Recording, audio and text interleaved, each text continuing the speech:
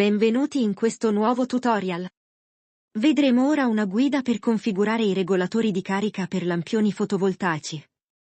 In particolare, SPB24G integra un modem 4G che connette il lampione a Internet, permettendo il controllo remoto, la gestione dei parametri e l'analisi dei dati.